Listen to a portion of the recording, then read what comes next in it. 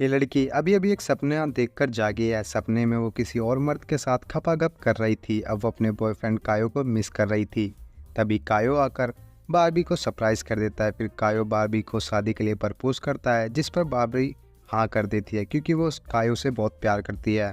फिर कायो बारबी को earliness gift करता है, जिसे देखकर बारबी खुश हो जाती है और देखते ही देखते दोनों बैंग बैंग करने में लग जाते हैं। अगले दिन बाबी अपने बिजनेस पार्टनर थियागो से मिलती है और उसके साथ कोर्ट में जाती है, जहां कायो के ऊपर केस लगा हुआ था। तभी वहां मार्को नाम का एक जज आता है। इसे देखकर बाबी के होश उड़ जाता है क्योंकि ये वही बंदा है जिसके साथ बाबी अपने सपनों में गपागप कर रही थी। इसी चक्कर में बाबी अपना फोल्डर वहीं पर भूल जाती है। फिर वो एक पार्टी में जाती है जो उसकी फ्रेंड पैटी ने उसके लिए रखी होती है, जहाँ उसे काफ़ी सारे गिफ्ट मिलते हैं और एक अननोन गिफ्ट में फ़ोटो मिलते हैं जिसमें कायो किसी दूसरी लड़की के साथ बैंग बैंग कर रहा था। ये देखकर बाबी पूरी तरह से टूट जाती है और अपने आप को बाथरूम में बंद कर लेती है। कुछ देर बाद उसका दिमाग घूमता है और वो बदला लेने के लिए थियागो और पैटी के साथ कायो का लैपटॉप चेक करने उसके ऑफिस में जाती है। इधर गार्ड को रोकने के लिए उसके फ्रेंड उसके साथ रंगरलियाँ बनाने लगती है। इसी बीच बाबी को उस लड़की का लेटर मिल जाए जिसके साथ कायो 2 साल से था। वो लैपटॉप को ले जाती है और रोते रोते लैपटॉप को खोलने की कोशिश करने लगती है। फिर कुछ दिनों बाद पैटी बाबी से मिलने आती है और उसे मूव ऑन करने के लिए कहती है। फिर बाबी अपना मेकओवर करवा लेती है और अगले ही पल अपने ऑफिस जाती है एक नई अंदाज में। जब वो थियागो से बात कर रही होती है तभी उसे मार्को के असिस्टेंट का कॉल आता है जो फोल्डर की याद दिलाता है। जिसके बाद फोल्डर लेने के लिए वो मार्को के पास जाती है, जहाँ दोनों एक दूसरे को ही देखे जा रहे थे। फिर बाबी ऑफिस आने लगती है। तभी रास्ते में कायो आ जाता है और दोनों में बहस होने लगती है। तभी माँ को भी बीच में आकर सब कुछ शांत कर देता है। फिर दोनों ड्रिंक कर रहे होते हैं और पीछे से एक लड़की मार्को को घूर रही थी। माँ को जल्दी से उठकर उस लड़की के पास चला जाता है। फिर बाबी अपने घर पर आने लगती है जिसका दरवाज़ा खुला हुआ था और पूरे घर का सामान बिखरा हुआ था, जिसे देखकर बाबी घबरा जाती है और थियागो को बुलाती है और सब कुछ चेक करने के बाद पता चलता है कि कुछ चोरी नहीं हुआ है। फिर बातों ही बातों में थियागो बाबी को किस करने लगता है और मगर बाबी उसे रोक देती है। फिर अगले दिन बाबी अपनी बाइक लेकर निकल जाती है और एक ग्रुप को ज्वाइन कर लेती है, जहां उसे मार्को भी मिलता है। सभी एक ट्रिप पर जाते हैं जहां मार्को बाबी एक साथ बैठे हुए थे और एक दूसरे के करीब आने लगते हैं।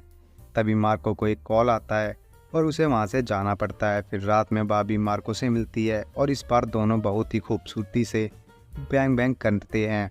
मगर सुबह होते ही मार्को एक लेटर छोड़कर वहां से चला जाता है। अगले दिन जब बारबी ऑफिस में होती है तो उसके पास मार्को के साथ बैंग बैंग वाली वीडियो मिलती है, जिसे देखकर वो डर जाती है। वो सारी बात अपनी फ्रेंड को बताती है। इधर मार्को लगातार बारबी को कॉल कर रहा था, मगर बारबी एक भी कॉल रिसीव नहीं करती। और इसी बीच वो कायो के लैपटॉप को खोलकर चेक करने लगती है, जिसके बाद वो शॉक्ड हो जाती है और अगले दिन थियागो को दिखाती है कि कायो इनलीगल काम करता है। दोनों उसे कोर्ट में दिखाने का फैसला करते हैं।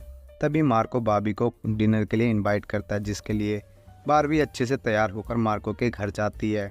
दोनों कैंडल लाइट डिनर करने के बाद बिस्तर पर जाते हैं और एक दूसरे के करीब आकर बैंग बैंग करने लग जाते हैं। फिर हम देखते हैं बारबी का मार्को के घर पर आना जाना लगा रहता है और दोनों दबाकर बैंग बैंग करते रहते हैं। एक दिन जब दोनों बिस्तर में होते हैं तब वही लड़की आती है जो बार में उस दिन मार्को को घूर रही थी। वो लड़की सब कुछ सच बता देती है कि वो मार्को की वाइफ है, जिसे सुनकर बारबी की आंखों में आंसू आ जाते हैं और वो गुस्से में वहाँ से जाने लगती है। मार्को से रोकने की बहुत कोशिश करता है, मगर वो एक नहीं सुनती और बाइक लेकर निकल जाती है, जहाँ रास्ते में एक कार जानबूझकर उसे ठोककर चली जाती है। अगले दिन बारबी हॉस्पिटल में होती है और कुछ दिनों बाद वो ठीक हो जाती है और अपने पेरेंट्स के साथ रहने लगती है। तभी एक दिन मार्को वहाँ आता है और बारबी को अपनी बेटी को दिखाता है और बताता है कि ये सब मेरी वाइफ की दिमागी हालत की वजह से हुआ है और मैं तुमसे बहुत प्यार करता हूँ। डिवोर्स होते ही हमें अपनी एक नई ज़िंदगी को स्टार्ट करेंगे, जिस पर बारबी सोचकर बताएगी, ऐसा कहकर चली जाती है। फिर मार्को उस कार के बारे में पता लगाने लगता है जिसने बारबी को टक्कर मारी थी। फिर अगले सीन में हम कायो को देखते हैं जिसे किसी ने बहुत बुरी तरह से पीटा था। तभी वहाँ थियागो आता है और हमें पता चलता है कि ये दोनों मिले हुए हैं और अब दोनों मिलकर बाबी को मारने का फैसला करते हैं। फिर अगले सीन में बाबी सभी सबूतों को लेकर थियागो के साथ कार में बैठ जाती है। फिर रास्ते में थियागो गन दिखाकर बाबी को दूसरी जगह ले जा रहा होता है कि तभी मार्को का कॉल आने लगता है। किसी भी तरह वो फ़ोन को उठा लेती है और सब बता देती है। फिर मार्को पैटी से बारबी की लगातार लोकेशन मांगता है और साथ ही पुलिस को भी कॉल कर देता है। इधर थियागो बाबी को जंगल में ले जाता है जहाँ कायो कब्र खोद चुका था। फिर थियागो कायो को गन देकर बाबी को शूट करने के लिए कहता है, मगर कायो मना कर देता है, जिसके बाद थियागो खुद कायो को शूट करके मार देता है। फिर जैसे ही वो बाबी को मारने वाला होता है, मार्को बीच में आकर उसे रोक लेता है और इसी बीच मार्को को भी एक गोली लग जाती है। फिर उससे थियागो जैसे ही बाबी को मारने वाला होता है, पुलिस मौके पर आकर उसे शूट करके मार देती है। फिर सीन शिफ्ट होता है 6 महीने बाद, जहाँ मार्को और बाबी को एक साथ बहुत खुश हैं और उसकी बेटी भी आज घर वापस आने ही वाली है। और इसी के साथ ही मूवी यहीं पर ख़त्म हो जाती है। तो मूवी कैसी लगी कमेंट करके ज़रूर बताएं। वीडियो को लाइक और चैनल को सब्सक्राइब करना ना भूलें। धन्यवाद।